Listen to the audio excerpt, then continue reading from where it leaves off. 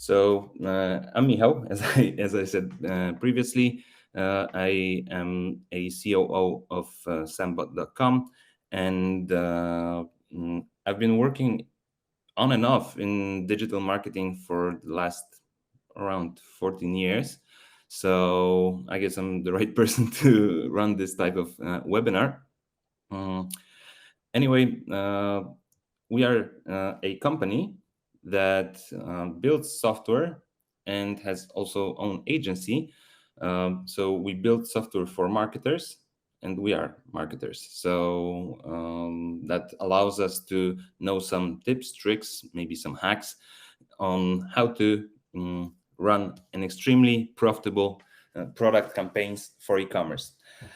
In today's webinar, we will be able to answer a few questions that every marketer or every e-commerce manager or owner even may have. So starting from how do Google Ads algorithms work, and how can we use this knowledge to our advantage? How to run A/B tests on our products, which are performing better and which are not. What is feed optimization? How to optimize the feed, the product feed in e-commerce.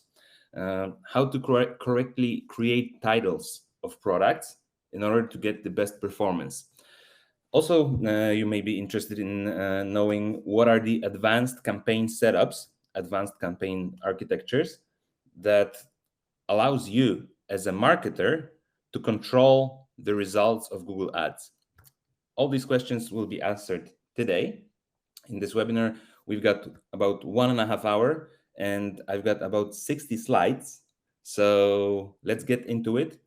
Just a quick note in the beginning, if you have any questions, just ask them in the chat or let us know on help@sembot.com. We will try to answer them as soon as possible. I'm afraid we won't have time today for a Q&A, but if you have any questions, just drop them in the chat. There is my team waiting there to answer them. If they won't be able, we will get back to you on the email, and you can also drop us an email on help@sembot.com. All right. Let's get started. So we are a company that has a tool that we like to call e-commerce management platform, e-commerce marketing platform. It's a new phrase that we came up recently, and still didn't get used to it. So e-commerce marketing platform, Sembot.com. And we got the whole group, and by accident we created an agency and a couple of other companies because it all comes down to the holistic approach to e-commerce marketing. So we are one of the biggest companies that serve e-commerce in Poland in terms of agency and in terms of optimization software, but we are present on all the European markets. All right. And let's get to the agenda. We got plenty of clients, agency clients, e-commerce clients on our software and in our services. However, that's not important right now. What is important is what are we going to cover today? So starting from feed optimization for e-commerce. So what are the A/B tests, how to do that, how to do duplicates, how to create titles, descriptions, and how to automate your work. We will cover also some part of the CSS case. Some of you may be familiar what happened a few years back with Google, that they had to introduce a CSS program, and right now only CSSs can buy traffic from product ads. So it's kind of important to know how to use that leverage. We will also talk about effective product ads in Google, meaning I will explain how Google algorithms work and what are the preferred architectures and structures. And we will also do a quick rundown on the aspects of optimizations. And in part 2, which is going to happen just right after part 1, we will cover advanced feed optimization, meaning I will show you exactly how to optimize the feed, how to create titles, what are the best practices in this area. All right, let's dig in, and let's start with something. There is a lot of meat in this presentation, in this webinar, so you may need to rewatch it because I will try to keep it concise. However, I will try to explain some complex cases simply. All right, so PLA efficiency. It means that how well you are positioned, how much you pay for your advertising, and it depends on equation that is quality score times max CPC. And AdRank is a position. I didn't translate one word in this presentation. Anyway, AdRank is a position. So how well you position on the ad. So is it going to be first, second, or 10th, for example? So quality score depends on few things. First of all, product feed. So the quality of data that you put in is extremely important. Second of all, the CTR. So how many clicks you get on 100 displays. So we will cover the CTR later as well. Obviously, these obvious parts that displaying the ads depend. So it's price, reviews, shipping, and availability of the product. So that's a standard thing. Obviously, if there is no availability, your product will lose the quality score.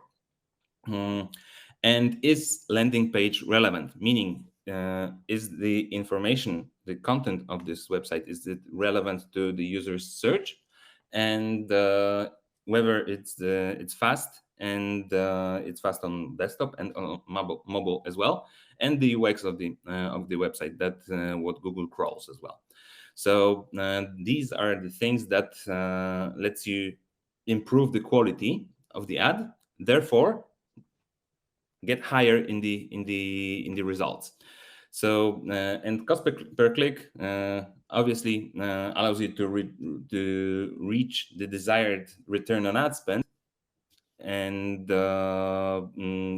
if you set a target ROAS, so target return on ad spend, it enables you to reach the high revenue. Another important thing that impacts the PLA efficiency is exclusions. So excluding products that are not going to get sales but will burn some budget. Like for instance, there could be good products but with high price. If your price is going to be higher by 10 or 20% of the lowest that are comparable, then it's a bad product because it will get clicks. Users will read about your product but will buy somewhere else. And also excluding poor keywords, meaning that if the keyword doesn't have performance, you should exclude it. And also budget management, because every e-commerce has a budget, right? So we need to be wise in splitting that budget into different campaigns. And we will cover that as well, how to do that. All right, so let's get started with the first point, right? We had feed, so product feed quality. That's the foremost thing and most important thing nowadays, because Google is getting more and more automated. So we as marketers get less and less options for optimization. So right now, the main optimization option is feed quality optimization. So you get 4 methods that you can do. First of all, you can do it on your e-commerce platform. So just change the title, change the description, different parameters. However, it's not always, I will show you an example later, it's not always the best way to do that, because shoppers that are coming into the e-commerce, they should see the description or the title differently than Google. But we will cover that later. You can also do that with the supplemental feed and, for example, Excel file, but that works on small inventory. But if you have 20,000 products in your inventory, well, that might be a little bit more complicated. You can do that with Google Merchant Center rules, but if anyone worked with Google Merchant Center previously knows that it's not a best idea to that. And you can use dedicated tools that are middleware, like for example Sembot.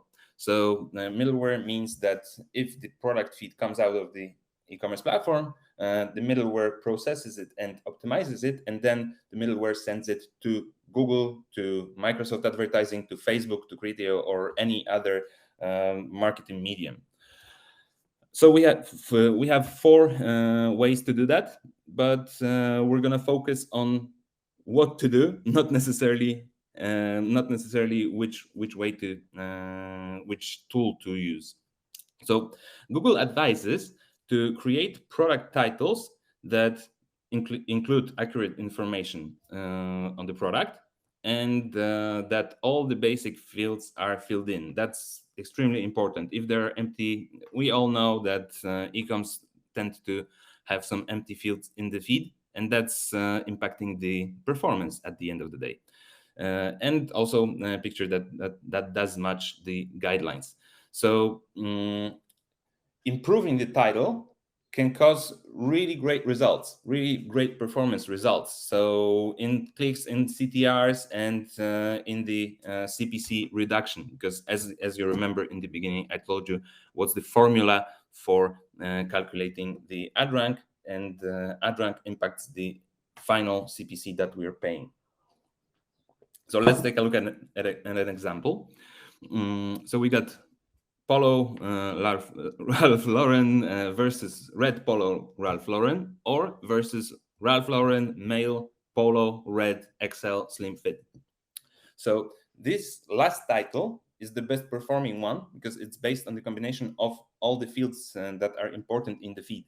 Later on, I will show you for every category what is the correct structure that Google advises, and actually that works. Yeah, so that's the first thing you can do. Improve the titles according to what you've got in the feed. Not to I will cover that later as well, but not to have some vague title that users are not searching for actually. So we can do rules in GMC, or we can do them in Sembot. We can do them in any other software. So first of all, fill in the missing fields. So with Sembot, you just have to do a couple of clicks, and then you've got the rule that works in the background. So meaning that when the new product comes in, it will be automatically processed by that rule that we created. So in this case, we're creating a rule for a brand field. So we can generate automatic descriptions. We can generate titles, and we can create custom fields that help us with the whole optimization. So first of all, is it the best approach? Not necessarily only. That's not the only approach. That's a good one because we know that this product is going to perform better. However, we don't know if the choice that we made to create a title is the perfect one, is the one that will perform. We don't know. We don't optimize targeting of the ads because Google does that for us. But what base does it on? I will show you later. And we don't know. We don't optimize bidding for different phrases, meaning that some phrases may be more important to us than the others. Like for example, if we're going to take this previous example, if someone is searching for a red T-shirt or red polo, then we should display. It's still quite far in the funnel because it's not a precise phrase. So we should actually display that our product with the lower rate because there is less probability that this person will buy it. But if someone is looking exactly by the brand and the name of the product and the type of the product, for example, here slim fit, and types in XL, then we know that we should be able to pay more for that, because this person has already decided what does he wants. All right, let's move on to duplicates. That's the solution. So starting with an example, if we take an example of a bicycle, uh, people don't usually look for, in this case, for example, really molly 12-inch wheel. People are not looking for the name of the particular of the particular bike in this case.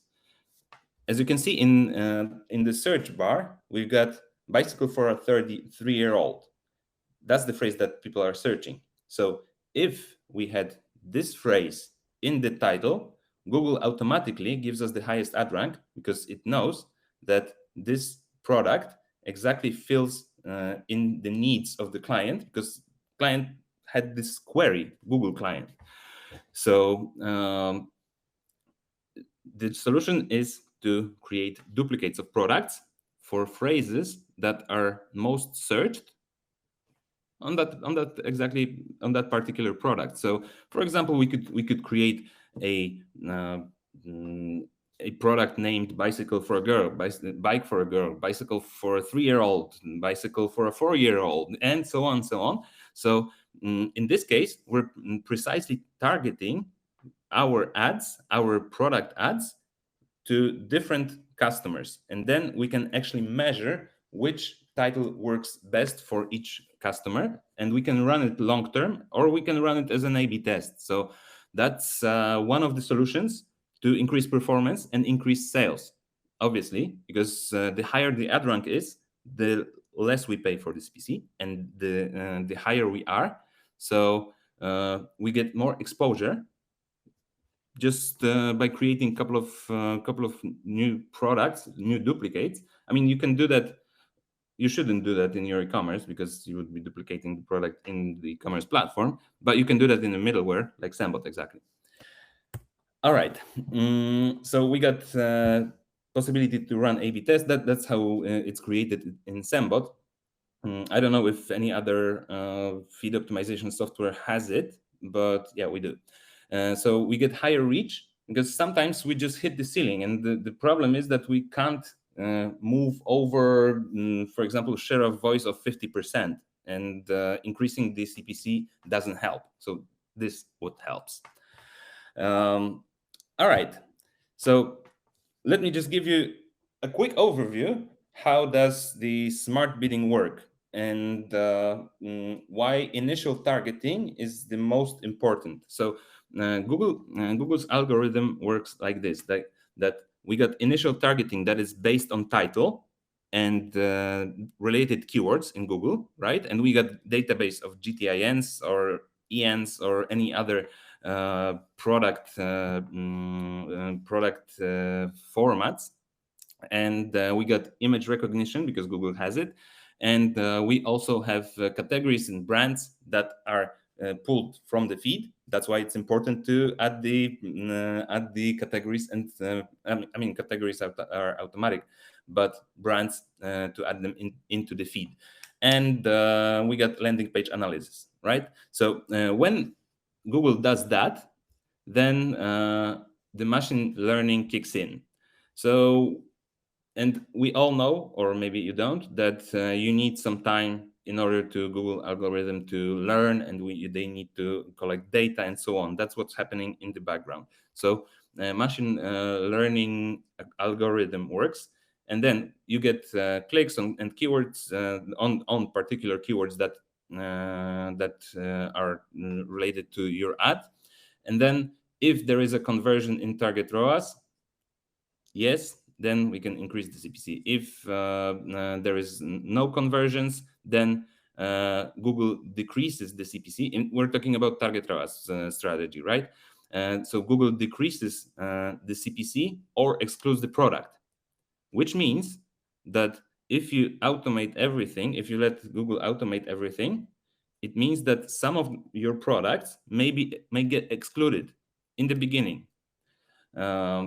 So when when they are excluded in the beginning, it's really hard to ramp them up again. So some of your inventory may not be advertised because initially for example, the initial targeting was quite wrong, and then they just got excluded, and that's it. And part of your inventory is advertised, you spend budget on it, and the other part not. All right, so when we provide the correct data to Google's neural network, there is something called CTR success loop. So it's the quality score component that is affecting the cost of the click that you pay. So users are more eager to click on the results that fit their search phrase perfectly, right? We got an example here that I was looking recently, family stickers for a camper. And here we've got the first result is personal family car sticker, blah, blah, blah, blah, and so on. So the higher the CTR is, it's like a loop, right? The more clicks you get on ads, the higher quality score you will get, the less you pay for your ads. So that's why CTR is super important in order to run long-term successful campaigns. So with the same CPC as the competitor has, we are positioned higher and receive more traffic, right? So even if we're paying the same amount, but we have higher quality score, then we get more traffic anyway. And lower CPC increases return on ad spend, right? Or revenue, if we're talking about target ROAS.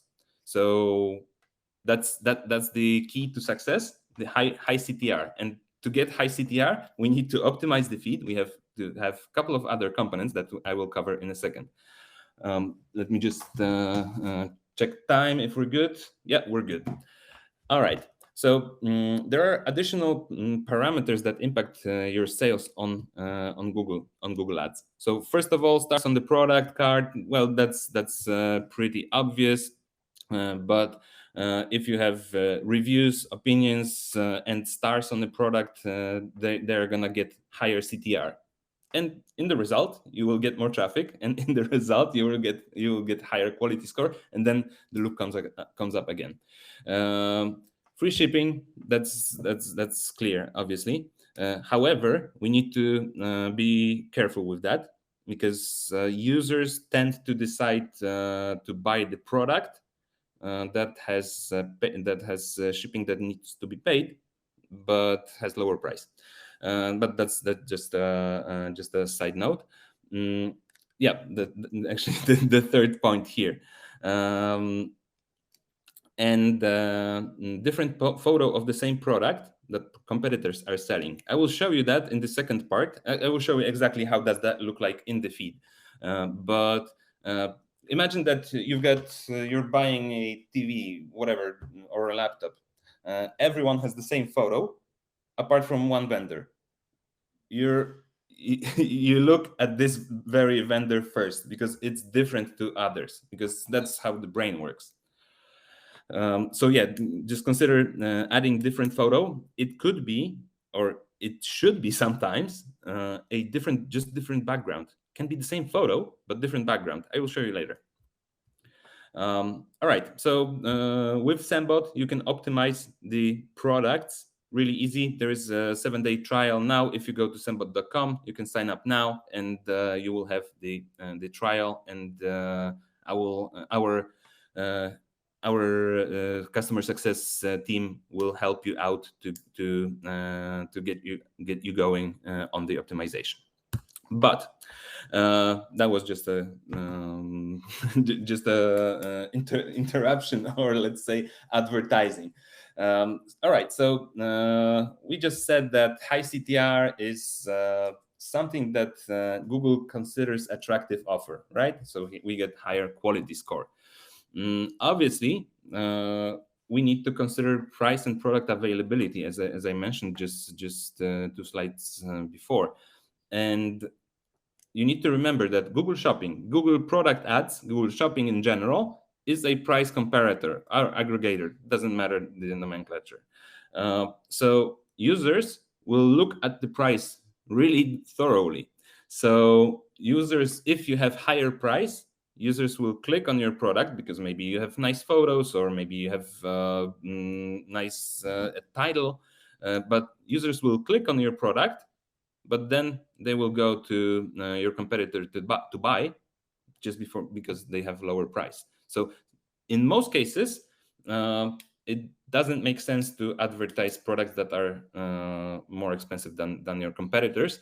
Or I mean, sometimes you can have a buffer of like 5% more or less. Yeah, as I said. We are gonna introduce in July new functionality that is price monitor. So you can check the price of your product on particular search phrase to see where your product positions against your competitors, so you can exclude your products that are not necessarily bringing sales, or they're not competitive on the market. And you can also decide whether you want to spend budget on these products because, well, they are not going to perform as you prefer. All right, so let's summarize the data input, because that's just the first part, right?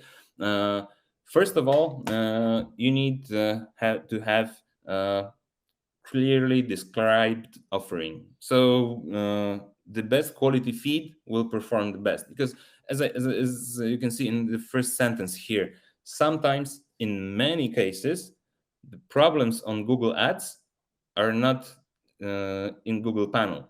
So they're outside, they're on the feed, they're on the on availability, on the price. So just consider improving the feed as a first step to have extremely well performing product ads. So second of all, you have to have good price and shipping terms. Then website. Consider just a side note. Consider headless e-commerce because it's super fast, and then your results in conversions will improve, not only from users but also from Google, because Google looks at it. And also correct user path on your e-commerce website. So quick payment, different payments options, and so on. And also customer service quality, because obviously you've got returning customers. And with ads, remember that you're building your brand as well. So it's not that you're building your brand with SEO or text ads, but product ads as well. Because the more clients see your brand, the more trust you will gain. So that's, and also customers buy from trusted vendors, right? So the more times users will see your brand, your e-commerce name, the more sure they will be that they will buy at your store. All right, so let's move on to bidding. So how does bidding work? Bidding meaning Google is an auction system. So you're bidding against the competitors, and these are different bidding strategies or optimizers, however we want to call it, because it used to be in performance marketing that these were type of optimizers, but Google changed the name into strategies and everyone started using it. Anyway, we got a couple of options. We got sort of new types of campaigns. So we could call them sort of smart. So target ROAS, smart campaigns, and performance max. Smart campaigns are something that are going to disappear soon. Throughout this quarter, Google will be switching them to performance max. All right, and they let you to allow they let you to reach the goal of percentage in your return, right? Your desired return on ad spend, not necessarily a maximum revenue, because sometimes Google algorithm won't let you through due to Google's strategy as a company, as a marketing company, because Google needs to give ad space to everyone. So even if you're a small one, if you're a small player, you will get sales on Google. But if you're a big player, at some point, you will see that the more budget you put in, there you should get obviously this let's say you should get the more the higher number of sales. But that's not the case with the new optimizers, with the new strategies, because Google needs to distribute the traffic to small ones as well. So we had this case of a couple of clients that they were adding budget. They added 150% budget throughout the 1 quarter, I think, as far as I remember, and their sales grew only by 30%. So at some point, you won't be able to just you just hit the ceiling and you won't be able to scale. That's how Google algorithms work. But there are ways to overcome that, obviously. Also with the target ROAS, Smart, and Performance Max, they are favoring part of your inventory. Remember when I was showing you how does algorithm work with the initial targeting. That's the point where half of your inventory, or 30% or 80% of your inventory, gets excluded because they didn't bring initial traffic, and it requires a lot of data to start, and it has slow ramp up. I'm not saying that to discourage you from using Smart or Performance Max, because with huge amount of data, they can be sort of self-calibrating, no maintenance campaigns. So they can be used in various examples. However, they won't allow you to reach the full potential if you're a sort of mid-market or tier 1 player. But if you're a small player, it's the easiest one. If you're an e-commerce owner, that's the easiest one to launch. And if you can't afford a specialist or agency, that's the thing that you will do for sure, because it just delivers sales. It's automated and it doesn't give you a lot of options to play with. But yeah, if you're a small merchant, then makes sense. All right, so we got another type of strategy. So it's maximizing clicks. And in theory, it should get the maximum clicks with the budget that you set. But it's recommended to use them just for example, short period of times, or when your campaigns are ramping up and you don't have enough conversions to launch Smart or Performance Max campaigns. So outlet sales, all the flash deals, and so on. So that's maximize clicks that is used for. And we got manual CPC or effective CPC that Google has. So it allows you to force the product exposition. So you break through that ceiling that we just said with the Performance Max and Smarts, but it requires a lot of maintenance. That's a complex structure that it's going to be hard to do that manually. Yeah, well, just because you will have a lot of groups of ads. We will get to that in a second. But you can apply advanced strategies on the manual and eCPC. And you can get also some benefits that will also some data that will benefit the Smart and Performance Max campaigns. But that's like a bit more advanced setup. I will touch that later on. But let's focus on bidding right now. So we got cost of conversion, which is clicks times average CPC and divided by the number of conversions. That's pretty straightforward. We all know this, and it's not a rocket science, right? We're all in digital marketing, in performance marketing. We should know the definition of the main KPIs. And we got return on ad spend, that is product price divided by the cost of conversion. All right. And we got target ROAS that Google algorithm is managing. So you don't have much to do over there. And it's based, the CPC is based on the conversion rate. And if the conversion rate is X, then your CPC is going to be Y to reach your target ROAS. Right? And with target ROAS, we've got a couple of issues. If we're not reaching the desired target in the beginning, then the the system is decreasing the CPC, because, well, we can't pay more that we defined that we want to pay, right? And decrease of the CPC due to bidding, due to auction system, right? Auction system is against your competitors, so Google doesn't have that much of an impact on that. And then decreasing the CPC consequently lowers the reach, this share of voice, right? So share of voice is the number of displays that you reached on search results versus the possible number of displays, right? So we decrease the CPC. I mean, the system is decreasing the CPC, and then consequently decreasing the share of voice and the revenues, because the less we display, the less we get sales, right? The clicks, and then in the result, sales. So yeah, that's problem number one. And the changes of descriptions, prices, availability do not affect instantly that the product gets a second chance. Remember this, how this initial targeting works, right? So if the product wasn't performing, the CPC decreases, and it's hard to ramp it back again. So it's going to be sold by Google.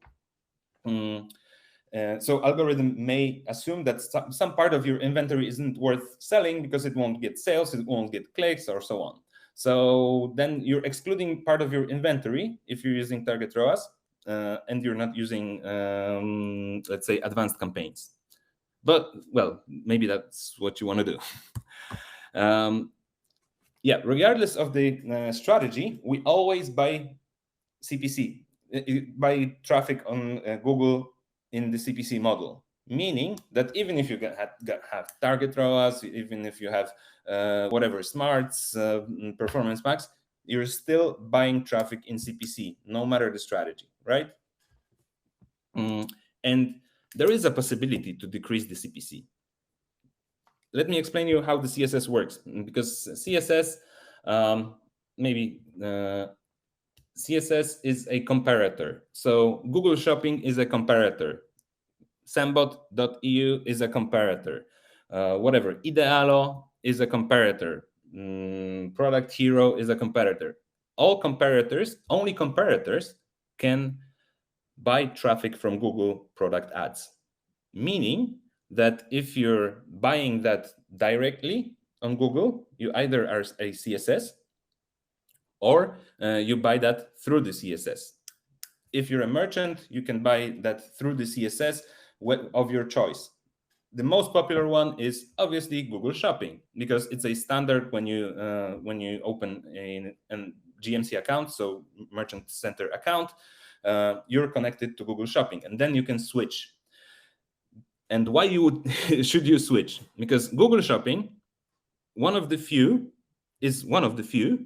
that add margin to their traffic. Here, at the bottom of we got screenshot from Google's documentation that says that that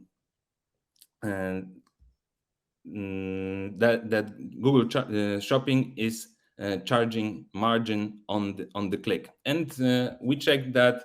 Plenty of players on the market checked that.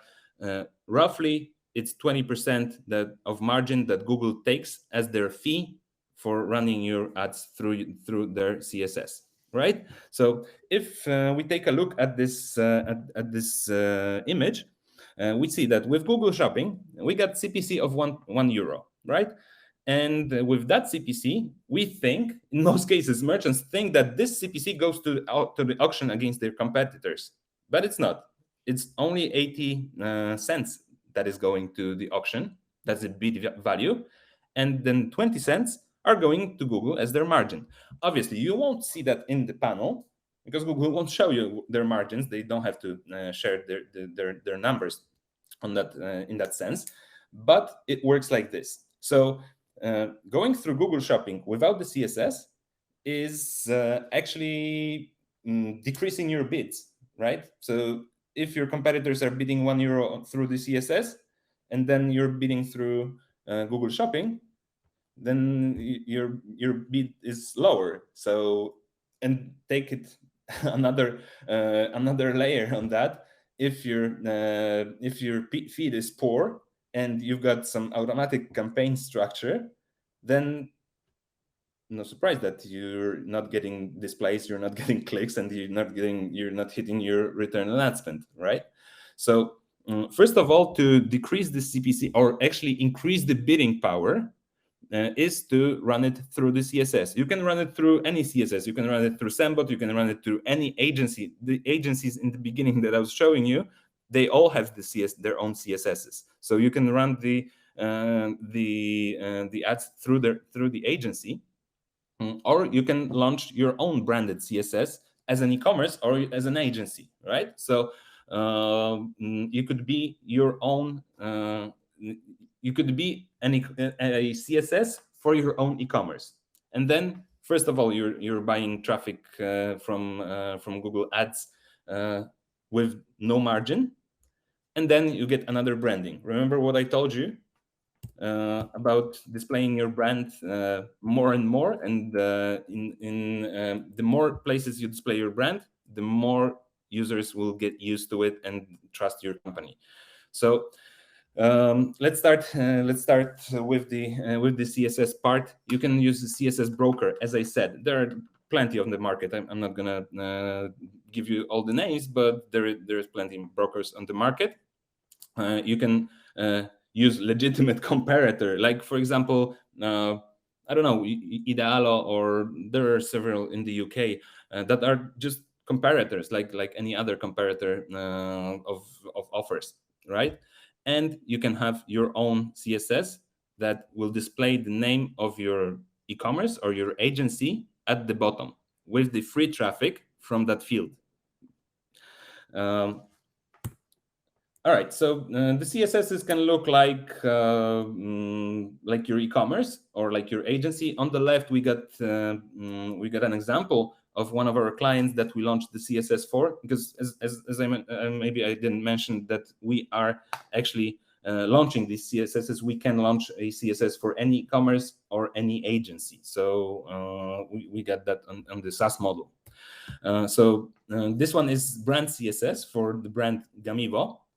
They're selling games, so it looks exactly like their website. Maybe not exactly, but it's similar. So users don't have this weird feeling that they are landing on. They wanted to go to the shop and they are landing on the aggregator. What's up? So that's the design and how it displays on the ads. So it's on the right. We got gaming chair, and it's by Sembot. So if we click at the bottom, if user clicks at the bottom, then he gets to the CSS, and this click is free. So that's how you save on the CPC, because there is going to be, if your brand is in that field. So for example, if here Gamvis would have their own CSS, then it would be by Gamvis. There would be a lot of misclicks, and then every click from this leads to the CSS, and it's free. So it could be even up to 10% of your traffic from Google. So yeah, consider having that, because that's how you save more. And also CSSs have a couple of unique features that you can run ads in different ad space on Google. It's not super frequently used, but it's called CLA, so comparison listing ads, and it's a separate tab on Google results, and it lets you advertise the CSS. There is no competitors over there, so the rates are really nice. So consider it as another source of traffic for your e-commerce, for your agency. If you're an agency, you can drive traffic to all your merchants that are in your CSS, right? So quick rundown on the benefits of the CSS. As I said, you can connect to any CSS to get the 20% benefit on the bidding power, but also consider launching your own. You can just go to sembot.com and read a bit more on that. And you can get lower CPC, higher return on ad spend or revenue. You get additional channel CLAs, right? And another thing is that only CSS can exclude keywords on smart campaigns, meaning the new types of campaigns, right? Meaning that if you have your CSS, your own, you can just send the form to Google and exclude the keywords. As we said, that's quite important in terms of performance. exclude the keywords on campaign. But if you don't have the CSS, well, you need to contact your CSS, right? You need to contact the CSS, and then the CSS sends the form to Google. All right, and the third and fourth, buy field. So it's another point of contact, touch point with your clients, right? Another point where your clients see your name and increase brand awareness and trust to your brand. And free traffic, obviously, it's a nice bonus. Everyone likes it. All right, so we got optimized product data, and we got maximum CPC benefit, right?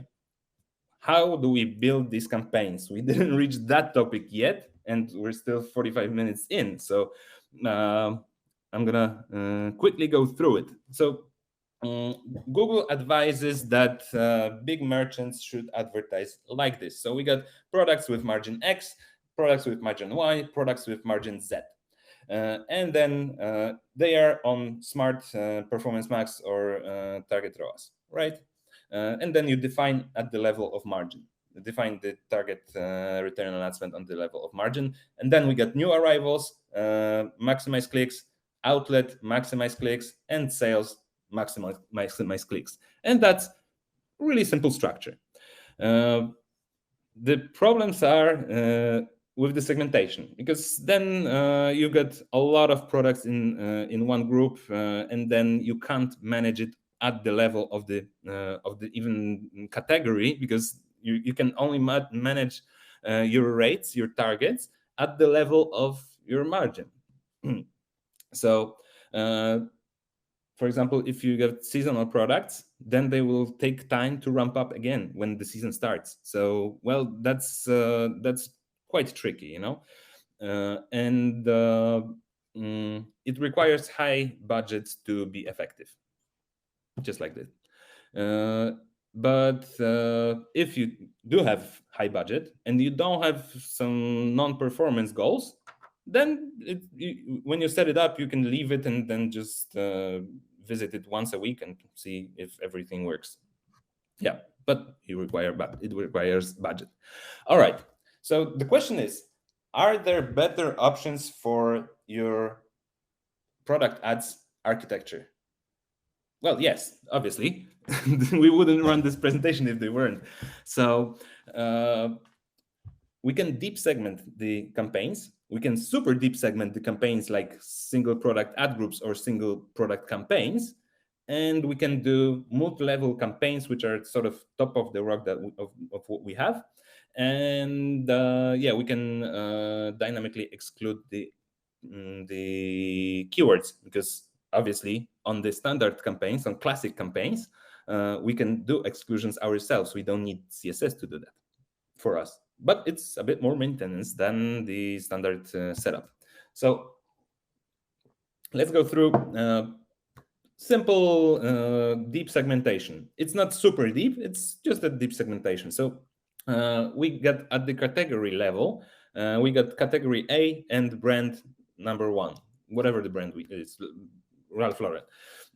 And then we got ad group that it has, or asset group that has a group of products of this particular brand in this particular category, right? And then so on, we go to brand number 2, brand number 3, and so on. So the downside is that we're working at the groups of products, not at the single product level. So for example, if we're grouping that by, for example, if we have TVs of Samsung, for example, so we got category TV and brand Samsung, we get all products of Samsung in one group. So we're grouping them by whatever 40 TVs that we have, and then we can't define which product can be more important to us than the other, right? Because we're working on the ad group, so ad group has one target.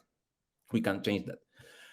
And if we have ineffective keywords that whatever, we get, for example, keyword of Samsung alternative, for example, 40-inch, then it applies. If we exclude them, it applies to the whole group of products, right? So to the whole brand, to the whole inventory that you have in the brand. And you can set budget at the category level, not a product level, right? And not the product group. And the process that you can still manage a bit more, measure the performance a bit more at the level of brand and category, and separately brand and category, obviously.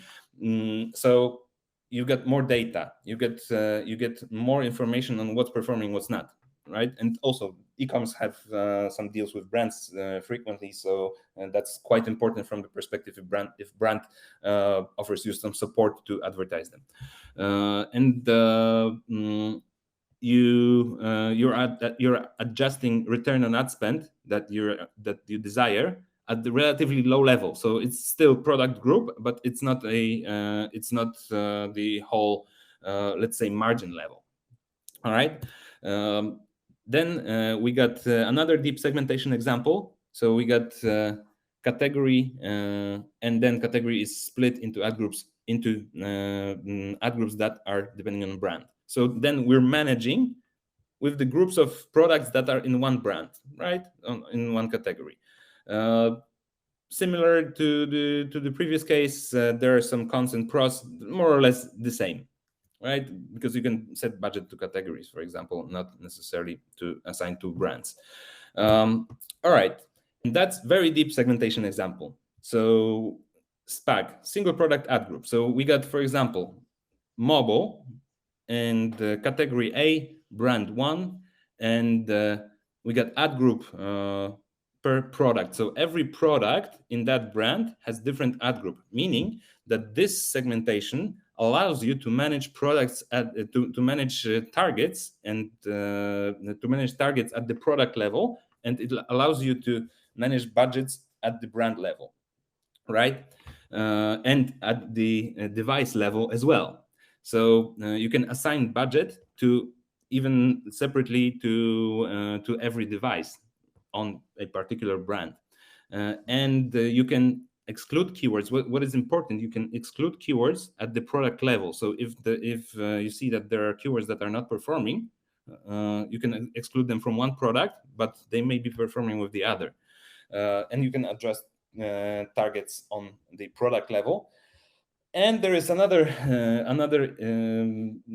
benefit to this segmentation. Then you can pull the performing keywords from the report on the product level. So you know that, for example, product A is has 10,000 searches, as, for example, the bike example that we had previously.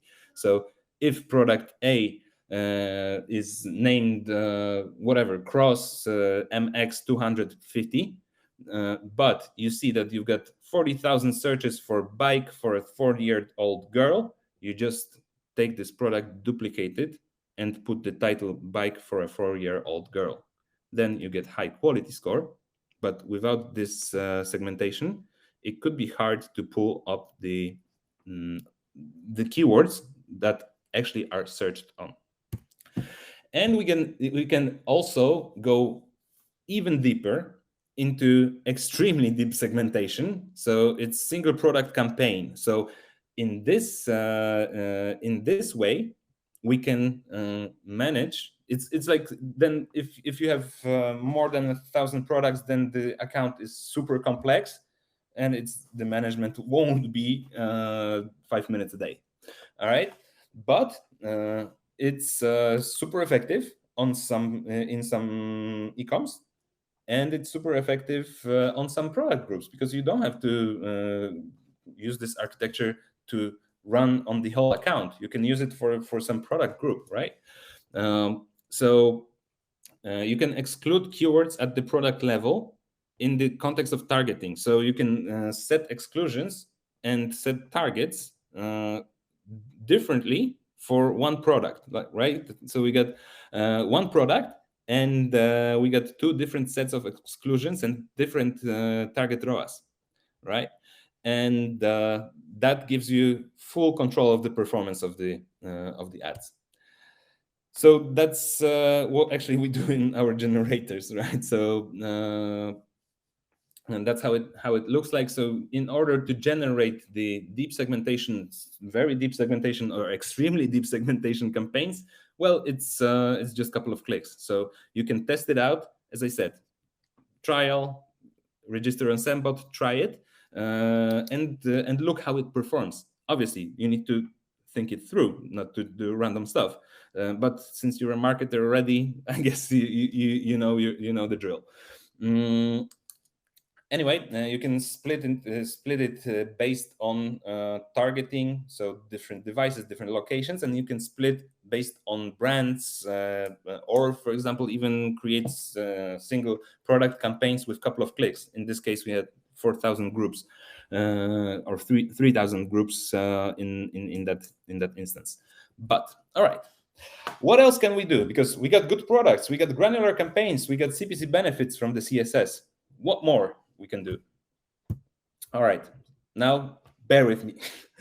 Our top of the rock, multi-level campaigns. It's super effective.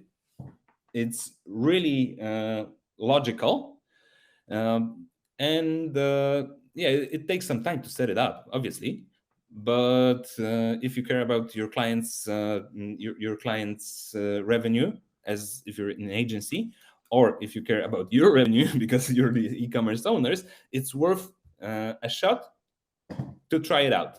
So it's a funnel structure. We got level first, the same product. Let's imagine that's one product, the same product. First level is generic phrases. So whatever generic phrase it is, it serves all phrases that are not specific. It has high priority and it has low bid. Level 2, we got it's in the middle. So some of the specific phrases, like for example color, size, brand, and it has medium priority, medium bid. And then we got level 3 that are exact match with the GTIN or any product model, for example. So it has low priority, so it only serves these specific phrases, and it has high bid because this client, this user, is really close to selling because he knows what he wants already, right? So how to do that? We exclude phrases in, for example, in level 1, in generic phrases, we exclude all the specific phrases, everything. In L2, we exclude only the most specific phrases, like, for example, GTIN or model. All right. And we can run it on target ROAS. We can run it on eCPC. All right. So an example. We got generic phrases, high priority. So we got smart TV, for example, or smart TV 40-inch, whatever works. But we got more precise phrases like brand, for example. So medium priority campaign serves Samsung Smart TV. So in the first one, we exclude Samsung Smart TV, right? And the best phrases is gonna be the model of this TV, right? So we got Samsung QLED 5555 Q60T, right? And this is gonna have the highest bid because you know you can pay more for that user because this user will probably buy it if he clicks. Obviously, if all the other conditions are met, right? And this allows you to display on different keywords and with different rates, right? So just summarizing, we need, first of all, high feed quality. So we got input data, and Google doesn't exclude some products that we don't want excluded from advertising. You need to have the CSS. Whether you like it or not, you're missing out and you're losing your revenue by not having the CSS. So you can just launch the CSS with us for yourself, or you can go to your agency and ask them if they have their own CSS. If they don't, just let them know to contact us. And you can also connect to the Sembot CSS in the Sembot panel for free with any subscription. Any paid subscription is included of Sembot is including the CSS. So if you have your own, if you want your own, you get also free clicks from the buy field. And try testing out the good structures and new structures. For some of you, they may have been basic for years, but for the others, it's going to be more advanced. So try testing new structures, because digital marketing, performance marketing is all about testing. You can't do anything without testing new ways to generate higher revenue, right? All right, so bonus number 1, Microsoft Advertising Campaigns Generator is included in Sembot. So meaning that if you're not running Microsoft Advertising campaigns yet, you can open an account directly from sembot.com from the panel. So I was showing you where to register previously. You can launch Microsoft Advertising account, and you can generate similar campaigns, same campaigns even, as in Google. Bonus number 2. Thanks for staying with me, because we're not finishing yet. We still have half hour to go deep into the presentation of how to optimize the feed. But bonus number 2, 14 days trial of Sembot Ads Suite, meaning that right now you've got 14 days, not 7 days as I previously showed you. So just go click the link. If my team is with us on a conference, please add the link to sembot.com to the chat, so everyone can click and register for the 14-day trial. All right, so this is end of part 1. And I'm not going to do any breaks, because I'm not tired. I hope you're not as well. And this will be also recorded, so you will be able to watch that recording, that presentation later on. But let's go into in-depth product feed optimization. So meaning, let me just explain you how Sembot works. So first of all, we got all the ecom platforms, and they are sending the input feed to Sembot. Sembot processes the input feed. Any middleware, any feed optimization software does that as well. So it's not rocket science. It's not something new on the market, obviously, but we do it best. And then Sembot sends the feed to any platform that you wish. It could be any marketing platform. It could be Kelco. It could be Criteo. It could be any affiliate partner. That's fine. And then these platforms are driving sales to your e-commerce. All right.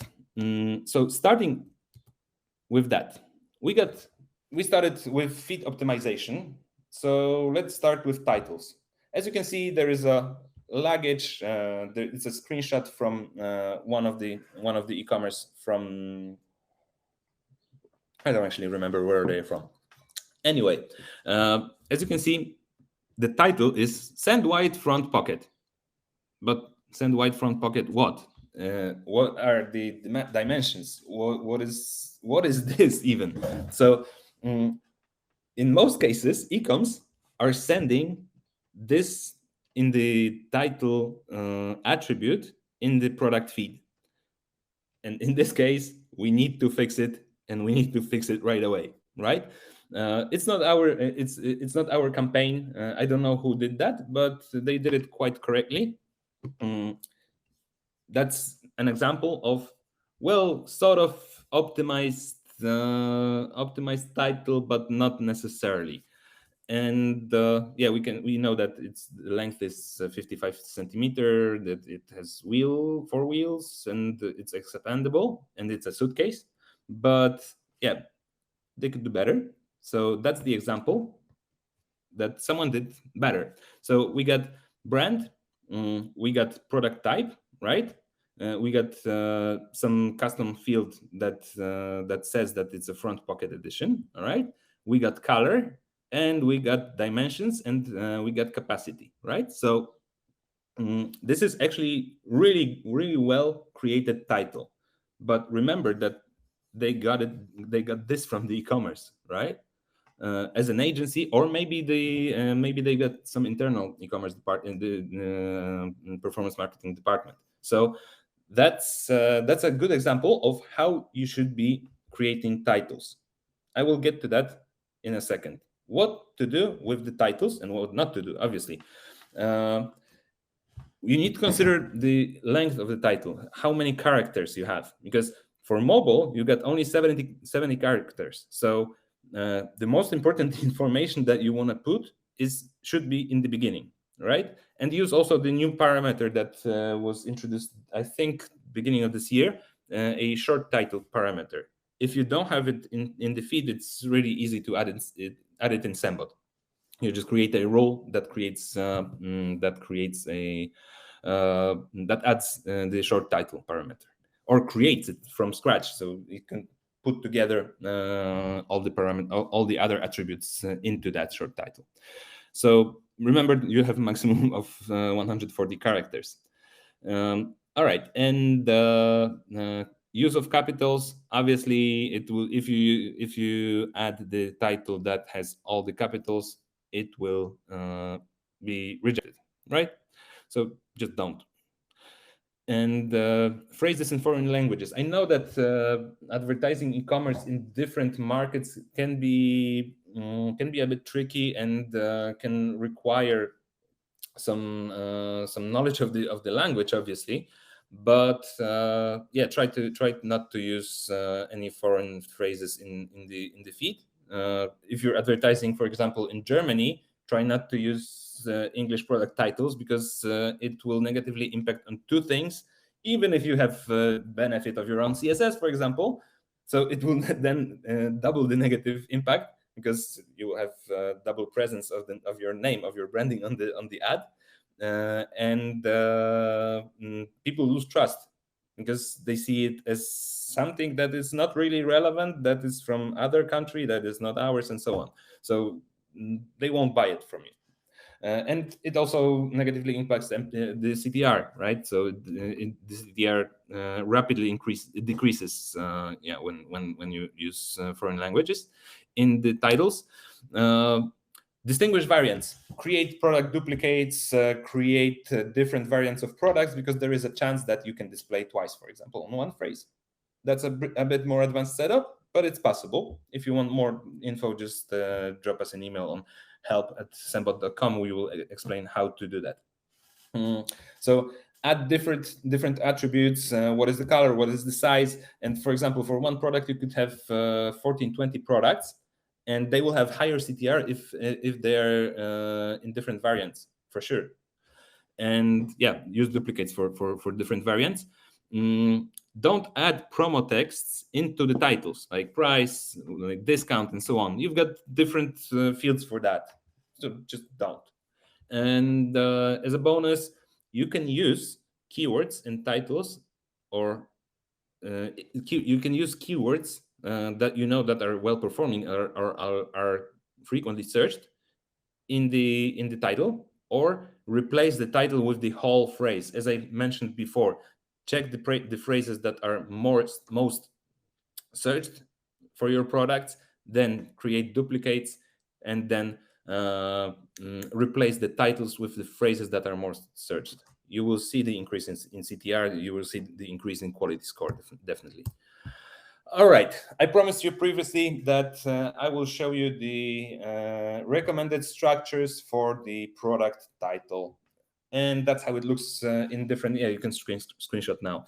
That's how it looks in different industries, in different categories. So creating that manually could be a bit of a pain. Yeah, and creating that automatically is going to be much more wise. So you can use Sembot, probably some of the other optimization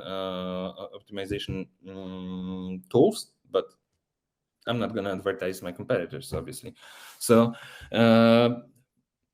if you screenshot that's good, because I'm not going to go through all of it one by one. But I'm just gonna give you a quick case that we had in health and beauty category. We were running a campaign and we were testing. We were testing the. That's an example where this does not always apply. So we were testing duplicates on some shampoo. I think I don't remember even brand. What was it? But there was a shampoo that had 1.5 liter. Yeah, there was one and a half liters, so it was quite big. So we were testing and we were just swapping different parameters in different places, so to see what will be the CTR. Remember, the CTR is extremely important in Google, right? Because people are searching the product already, and CTR loop, right? So we were testing different placements of different parameters. And what turned out was that the highest CTR, actually 3 times the standard one, was the title that had the attribute of the size, so 1,500 milliliters, right? It was in the beginning because people saw that this is a big bottle, so they started clicking and they started buying it, because all the other merchants didn't have even the size of the bottle, and all the other merchants didn't even have correctly created titles. However, the thing was that it was even surprising for us, because we didn't know that it will work this way, but 3 times the CTR. So you get 3 times more clicks than the standard campaign. That's maybe it's not a big deal for one small product on a shampoo that costs whatever 10 euros or something like this, but yeah, at the level of a scale of an e-commerce, it could be a game changer for them. You could even improve their revenue by 20, 30, or even more percent, right? So just consider it as a guideline. However, test your own structures, because that's something that that could be a game changer for your campaign. Oops. All right. Rejections and warnings. You can replace that in Sembot, and just remember about some phrases that you shouldn't be using. And that's the example of replacing the ebook, because the campaign was rejecting constantly the product with phrase ebook in the description. So you can just replace it with space. That's it, and then run down through the whole feed, and then it will be replaced, so you get rid of the rejections, right? So that's a life hack. Remember to add shipping information, because shipping information is pretty important from the bidding perspective, from the quality scores perspective that I was showing you previously. So yeah, you can do that on the whole inventory. You can do that on categories, on depending on the size, whatever the filters you choose, you can add the shipping, right? All right, so product duplicates. I was saying about it previously, but I just wanted to show you how does that look like. So you've got product duplicates that are the same product, but they're different variants, right? They've got there are copies of that, but they got different different pictures. Well, they're more or less the same products, but they've got they are different variants. But you don't have to do different variants. You can do one product with the same data apart from the title, for example. Yeah, and then it will, in Sembot, it will inherit all the data apart from the one that you changed. So, for example, the title, as I was showing you previously on one slide. This is the duplicate. No, that's the. I will find it. I will find it for sure. Ah, here it is. So here the duplicates. So you create duplicates with a couple of clicks, and then you've got all the same products, but you've got different titles, right? So remember about that, because that can bring additional revenue for you or for your merchants if you're an agency. All right. So another functionality that is, and another tip that is important is add your performing keywords to your description. Because as you remember in the beginning, I was showing you initial targeting. Initial targeting bases on the description as well. So the thing is that if you tell Google that it should target these ads for the phrases that converted in the past, but you can pull these phrases only if you have single product ad groups, right? So that's the trick, and that's why I was going through the whole presentation with that. So add your phrases that your products are converting on to your description. It will allow Google to target users that are putting in the phrases, because it will see, all right, this is the phrase that user put in, so this is the product that has this phrase in the description, so it matches the search phrase. All right, let's display that on the increase the quality score, increase ad rank, and then you get the correct targeting, right? All right, and you can fill in the description with additional data from other attributes, right? So you just can generate the value, you get description, and this is space, right? And you can add the title to this description, color, and all the other parameters that are in the feed, okay? And I think the last one, the last trick and hack would be improve CTR with different photos. So imagine that we've got this motorcycle helmet, and all the other players do have this image, because that's what manufacturer provided. But what you do is you just change the title to red, and then you just hit your user in the face, because it's different photo, it's different title, it's different background, so it differs from the others, so it increases the CTR. And as you said, the CTR loop still exists. All right, so just a quick summarize on why should you optimize with Sembot. That's it. So first of all, you reduce your time on the manual tasks that you or your team would have to do anyway to optimize it. So you get higher profitability. You get higher profitability. All right, and that means that you can manage the feed quick and easy. Just create some rules, or you can do that even inline, right? Sembot has the functionality, as I think there is no tool on the market like this, but you can just type it. So if you have some products that you don't want to create rules, they are single products and that's it. So you just add it, you just type it in like in Excel.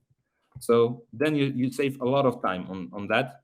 And I know that there are some tools on the market that allow you to create rules, but imagine you have to create 10,000 rules for your 10,000 products.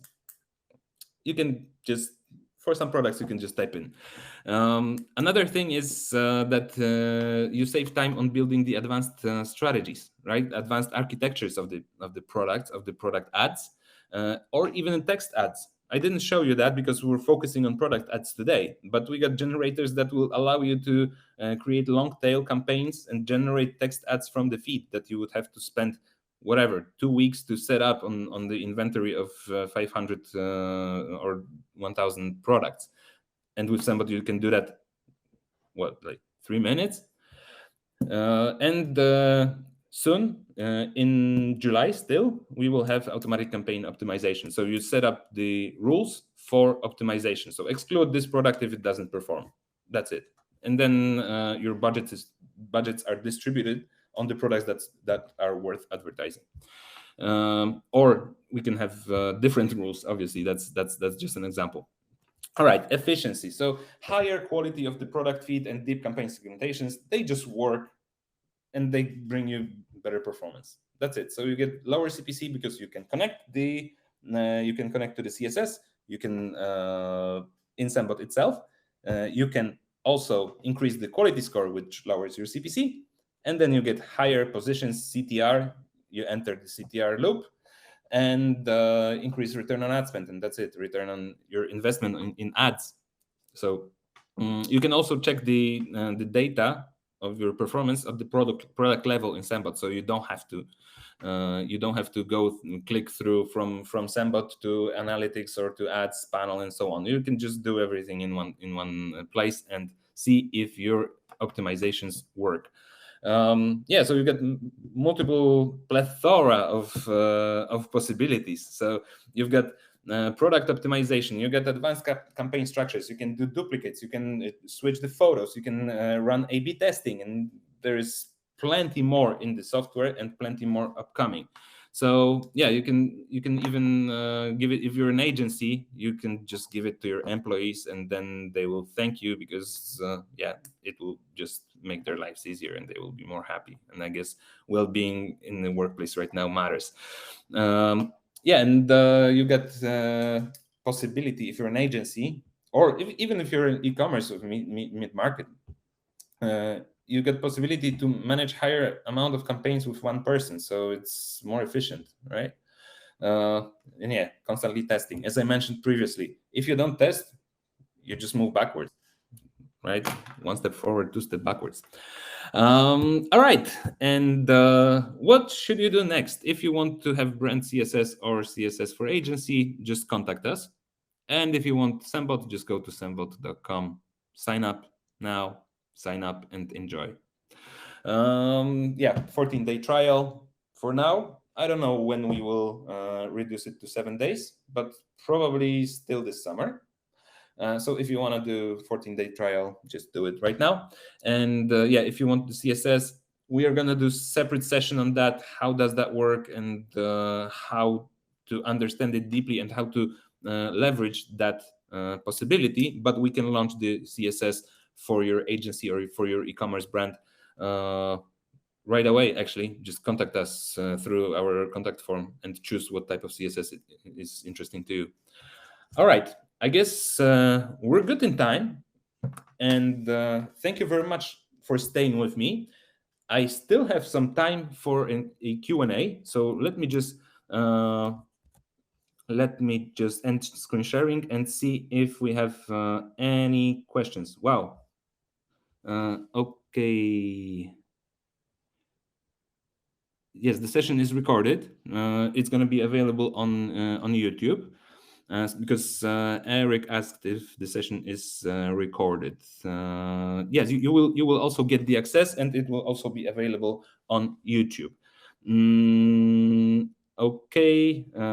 So the link that Tomasz sent is explaining the Google margin and why does it do and have the margin. I mean, it's not the CSS history, but if you're interested in the CSS history and why Google has to put margin, you can go to sembot.com, and we got our blog post on what happened that Google was forced to implement the CSS program. Actually, I was in the middle of that because I was working for a company that actually sued Google. But that's a different story. Anyway, if there are any other questions, just drop them in the chat, and I can still answer them. We got still a couple of minutes. And if there are no questions, I invite you to contact us, help@sembot.com or support@sembot.com. That's more of a sales email, but you can contact us. You can also contact me. I'm just going to type my email in the chat. So I'm always happy to answer whatever the questions you may have. All right, so that's my email in the chat. So if you guys enjoyed it, I hope that was the case. You can just let me know. You can add me on LinkedIn as well. I'm on LinkedIn with my Michał Zieliński, that's my name. So you can also drop me a message there. Thanks a lot, guys, and have a great rest of the week. Just let us know if you need anything. Thanks. Bye-bye.